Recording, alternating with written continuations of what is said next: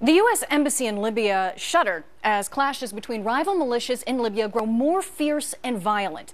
American staffers in Tripoli were evacuated under the watchful eye of the U.S. military to neighboring Tunisia. F-16 fighter jets and an airborne response force provided the security with MV-22 Ospreys during this 5-hour-long operation.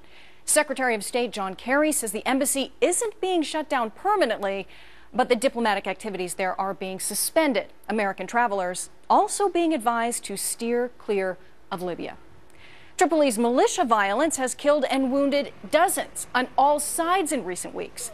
The fighting has been particularly intense at the city's airport. Leland Vittert picks up the story from Washington. Molly, this was one of those situations where the U.S. wanted to get its people out while they still could safely, rather than to possibly have to fight their way out later.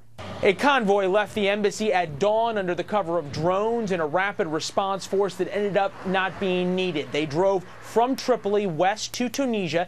In all, there were about 70 diplomats at the compound and 80 Marines providing security. They are all now out. Tripoli itself has been the scene of increasing chaos and violence. A defense source tells Fox News the Pentagon had been saying for a while now that it was time to go, and finally the State Department agreed, as did the president.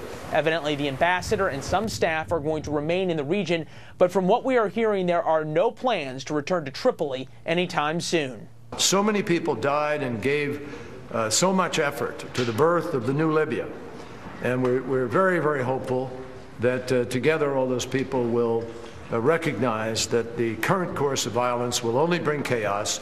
Obviously, the evacuation has to be looked at with the memories of the attack on the consulate and CIA annex in Benghazi, where 4 Americans were killed, including the U.S. ambassador. This news broke early this morning here in Washington, but afternoon in North Africa, where it had taken about 6 hours to get all those Americans out. The State Department has also issued a travel warning urging all Americans in Libya to leave immediately, as they are now possibly in grave danger due to the security situation. Molly, back to you. Leland Vittert in Washington, thank you.